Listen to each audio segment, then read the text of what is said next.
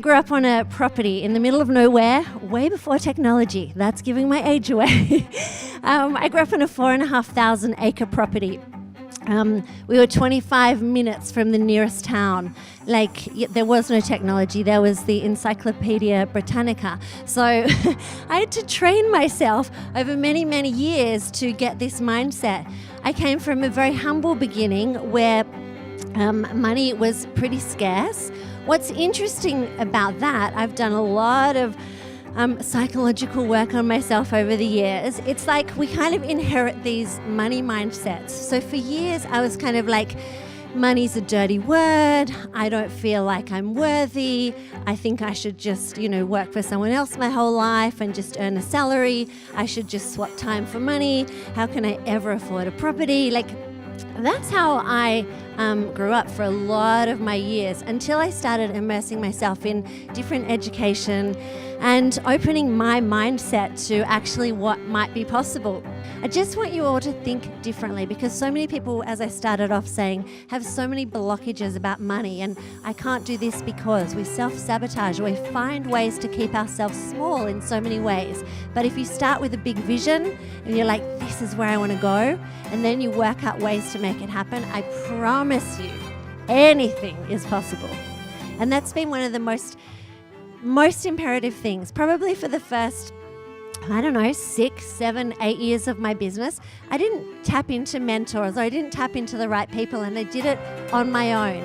And as a result, I couldn't work out how to scale, could never work out how to have more than 3 staff. I just kept myself pretty flatlined. As soon as I surrounded myself with that team, I was like, boom, game on.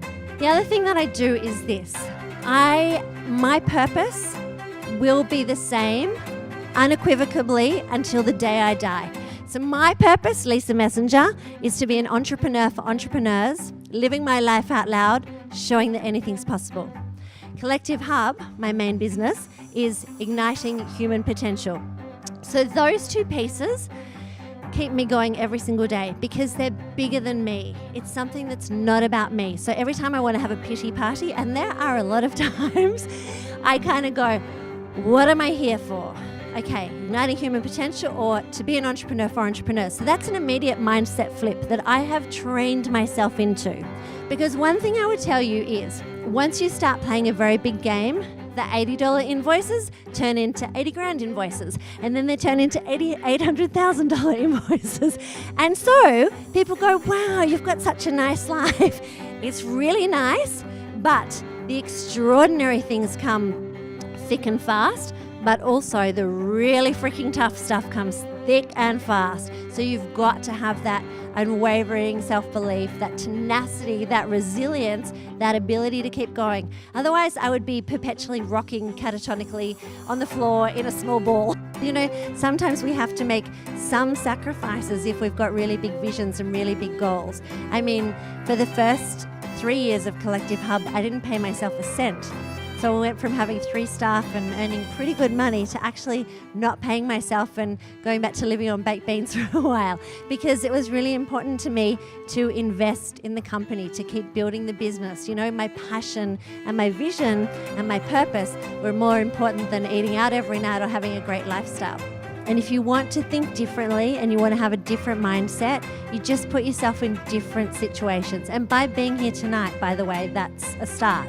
But it's like, I agree with you. It's like, people have kids and suddenly they're like, oh my God, it's just like the same. It's clockwork. Suddenly I'm on the couch in my tracky dacks every day and life just goes on rotate.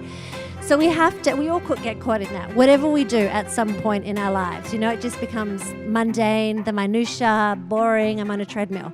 So it's like, just try and do something, anything little, just to snap yourself out of it.